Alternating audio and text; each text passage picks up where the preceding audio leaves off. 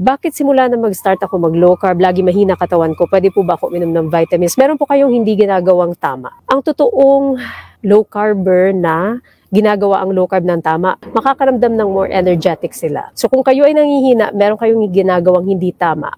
Either, number one, hindi nutrient dense yung pagkain nyo. Ano ibig sabihin nun, Doc? Kinukulang sa mga nutrients, lalong-lalo na yung protina at yung fat intake natin. Paano, Doc, yung protein requirement? 1.2 to 1.7 grams per kilogram body weight per day. Kung kayo ay bodybuilder, it can go as high as 2 grams. So for example, kayo ay 50 kilograms. Paano natin i-compute yan? So tignan niyo yung value na yan, 1.2 to 1.7. Ano yung gitnang value niyan? It's around 1.5, right?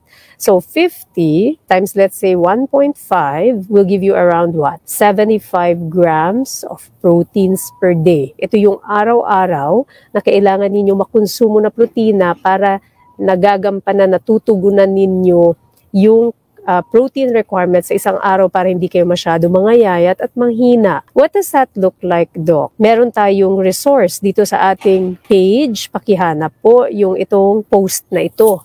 How does it look like yung 30 grams of proteins? So, doon sa example natin, 75 grams of protein ang kailangan ng tao na ito. For example, kung 50 kilograms siya, so ilan yan?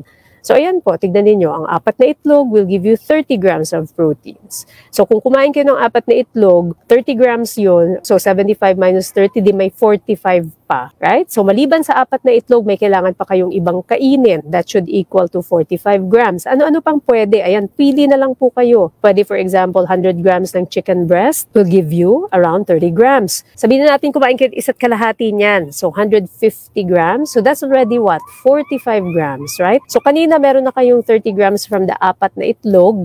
Tapos dinagdagan natin ng 45 grams from 1.5 na chicken breast. So ngayon, natugunan na po ninyo yung inyong protein requirement for the day, which is 75 grams base sa calculation. So that's the issue in many people, na mali ang kanilang paglo-low carb. Ang nangyayari, kinukulang yung kanilang nutrient density. So ito na po yung nangyayari, ayan na, nangihina, masyado nangayayat, nahihilo, nagkaka-cramps, electrolyte imbalances happen. So you really truly have to understand po, ano ba yung basic foundation ng paglo-low carb. Kaya nga po, nandyan lang sa YouTube, pakipanood po protein requirement, net carb, paano yung carb requirement, paano yung fat requirement, ano yung nutrient density, intindihin po natin lahat yan, okay?